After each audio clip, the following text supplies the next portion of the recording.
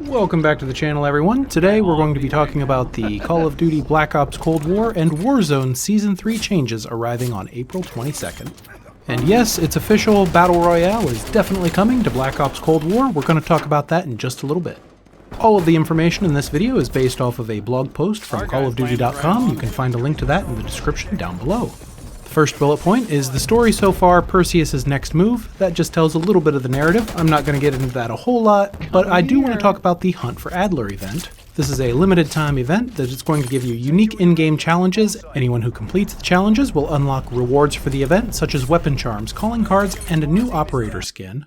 That's all pretty cool. That leads us into 3 new operators. One of them is the Wraith operator, and you can see a picture of her on the official roadmap, which is going to be on the screen right now. The other 2 operators are named Knight and Antonov, and hopefully we'll see a nerf to the Rose skin and we'll be able to actually see people use these characters in-game. There's one more surprise operator to talk about, and that is a retro 1984 Cold War era Captain Price. Yep, that's right, Captain Price is coming to Cold War, so that's pretty cool if you're into that character. Season 3 is also going to feature a ton of new weapons. First of all, and the one that I'm most excited about, is the PPSH submachine gun. That's coming out in launch week, and it's going to be available at Tier 15 of the Season 3 Battle Pass. With the PPSH, you can expect moderate damage with high rate of fire and a high-capacity magazine. We've also got a sniper rifle called the Swiss K31. This is a bolt-action sniper rifle with exceptional accuracy, as well as a fast rechamber and aiming speed with a large ammo capacity. Given all of that, I would expect something a little bit less powerful than the Kar 98K, but we'll just have to wait and see what that looks like. Moving on, we're also going to have a couple of melee weapons. We've got the ballistic knife as well as a baseball bat. There's not really too much to say about them. We're also getting another burst fire rifle. This is called the Carve 2. And we're going to be getting a full auto pistol called the AMP63.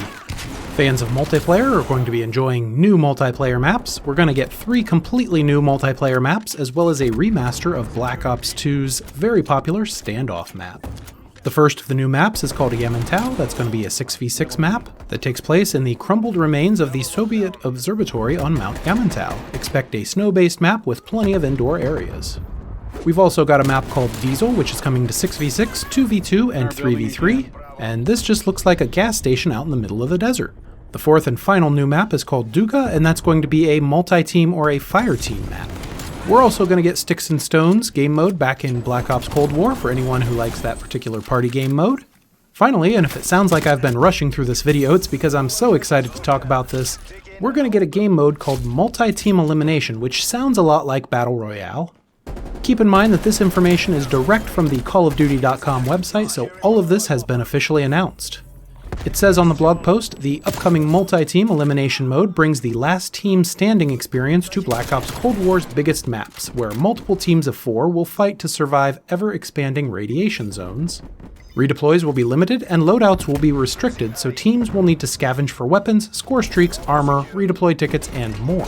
Emerge as the last team standing or the first squad to board the exfil chopper in the final safe zone to achieve victory. So what does all this mean? I'm going to break it down for you. It says right here in the opening sentence that multi-team elimination brings the last team standing experience. That screams Battle Royale to me, and for anyone who's played Fireteam Dirty Bomb, you'll know that you begin Fireteam Dirty Bomb deploying out of an aircraft. Normally in Fireteam Dirty Bomb you do get to choose a loadout, but it says right here loadouts will be restricted, so I'm expecting either a subset of your loadouts to be available, or you just start with a pistol, kind of like in Warzone. It also says redeploys will be limited, so that tells me that there might be some sort of a respawn mechanic like in the original Alcatraz and Blackout, but that you won't have to worry about unlimited respawns and characters just spawning in right behind you, which is one of my frustrations with the Fireteam Dirty Bomb game mode.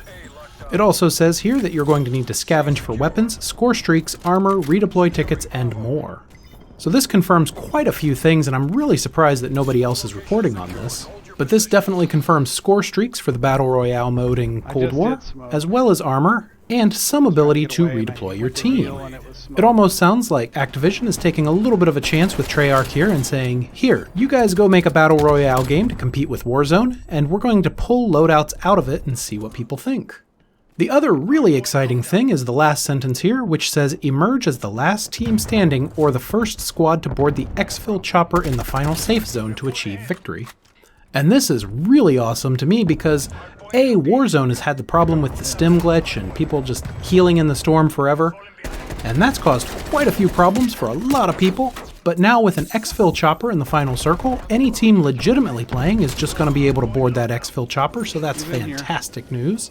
I'm also super excited about redeploy tickets. That means you're going to have to work just a little bit harder to redeploy your team. It's not just going to be cash and run to a buy station, so that's cool. I always really wished Blackout had a defibrillator or something like that, so that's kind of what a redeploy ticket sounds like to me, so I'm excited to see that come in. And to wrap all of it up, just remember all of this is coming to Call of Duty Black Ops Cold War, so if somebody gets caught cheating and they get banned, they're out. It's not like in Warzone where you can just make a new account for free. You'd have to buy a second copy of the game.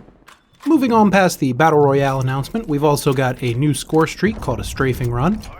And this just seems like it's a more powerful napalm strike kind of thing, so that's kind of neat to see.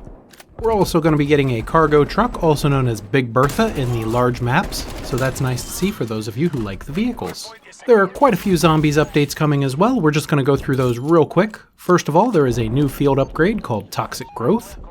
The Toxic Growth field upgrade says that it puts toxic thorns in front of an operator, so it kind of sounds like it's a snare root kind of thing. The new map Duga is going to be available to play in Outbreak mode. We've also got a rover and a cargo truck coming as Outbreak vehicles. And in addition to all that, we're going to have expanded Outbreak objectives and new Outbreak world events and features on launch week in Season 3. For those of you playing on PlayStation, there's also some new Onslaught content coming. So if you're a fan of Onslaught, you're going to be able to play that on Yamantau at launch and Standoff in the middle of the season. The blog post also mentions a new limited time mode in Onslaught later on in Season 3. The update sizes for Call of Duty Black Ops Cold War range from 8.1 gigabytes all the way up to 12.3 gigabytes, depending on which platform you're on.